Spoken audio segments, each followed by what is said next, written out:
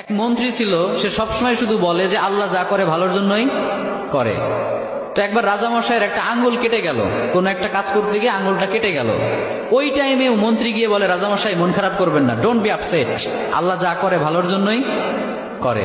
এবার রাজামশাই তো রেগে গেছে যে এতদিন একা একা বকবক করতে কিছু বলি নাই, আমার আঙ্গুল কেটে গেল, এখানে ভালোর কি আছে? আচ্ছা, মন্ত্রীকে এবার বলতেছে, তো আল্লাহ যা করে ভালোর জন্যই করে, তাই না? বলে হ্যাঁ। তো ঠিক আছে, যা, তোরে আজকে থেকে আমি জেলখানায় ঢুকিয়ে দিলাম। আল্লাহ যা করে ভালোর জন্যই করে, তার মানে জেলে যাওয়াটাও তোর জন্য ভালো। ঠিক আছে, যা, তোর মন্ত্রিত্বও কেড়ে নিলাম, জেলখানায় ঢুকিয়ে দিলাম। মন্ত্রী এবারও বলে, সমস্যা নাই, আল্লাহ যা করে ভালোর জন্যই করে। তো এবার রাজামশাই আরেকটু রেগে গেছে যে পানিশমেন্ট দিতে চাইলাম, উল্টা দিকে আমাকে নিয়ে ঠাট্টা করে, ভালো লাগতেছে না, কি করবে? রেগে মেগে কয়েকটা লোক নিয়ে, তার সাঙ্গপাঙ্গ যারা আছে ওদেরকে নিয়ে জঙ্গলে চলে গেছে শিকার করার জন্য। কি করার জন্য? পশু শিকার করার জন্য। তো পশু শিকার করছে করছে, ইন দ্য মিন টাইম কয়েকটা লোক তাদের উপর হামলা করলো। এরা হলো জঙ্গলি মানুষ, এদেরকে কি বলে? জঙ্গলি মানুষ, বুঝতে পারছেন? মানে এরা জঙ্গলি, ওদের উপর হামলা।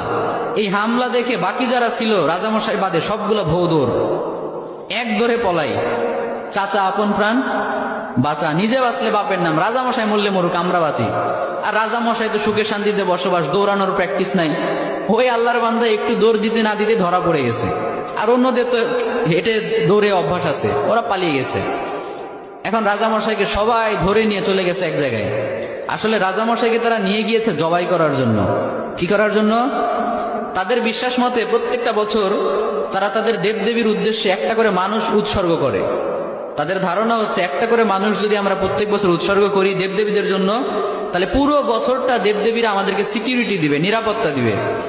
তো ওই কারণে রাজামশাইকে নিয়ে গিয়েছে, শুয়ে দিয়েছে, জবাই করবে। এখন যেই না জবাই করতে যাবে, ইন দ্য মিন টাইম একজন চিৎকার করে উঠে বলে, স্টপ, থামো, একে দিয়ে হবে না।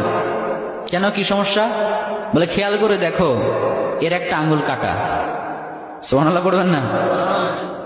আমাদের দেবদেবীদের জন্য উৎসর্গ করতে গেলে একেবারে পারফেক্ট মানুষ লাগবে, যার কোনো খুঁত নাই, কোনো খাত নাই।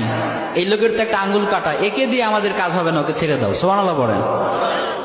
রাজামশাইকে ছেড়ে দিল। রাজামশাই খুশিতে এক দৌড়ে এসে জেলখানায় এসে মন্ত্রীকে বলে, মন্ত্রী মশাই, আপনি ঠিকই বলছিলেন, আল্লাহ যা করে ভালোর জন্যই করে। কিন্তু একটা জিনিস আমি এখনো বুঝলাম না, আমার আঙ্গুল কাটার কারণে না হয় আমি বেঁচে গেলাম, তার মানে আল্লাহ যা করে ভালোর জন্য করে, বুঝলাম। তা আপনাকে যে জেলখানায় দিলাম, এখানে আপনার কি ভালো, এটা তো বুঝলাম না। মন্ত্রী মশাই বলে, রাজামশাই এখনো বুঝেন নাই? আচ্ছা বলেন তো, আমি যদি আজকে জেলে না থেকে বাইরে থাকতাম, আপনি শিকার করতে কাকে নিতেন সাথে? বলে, তোমাকেই তো নিতাম। তো আমি যদি আপনার সাথে যেতাম আর আমাদের উপর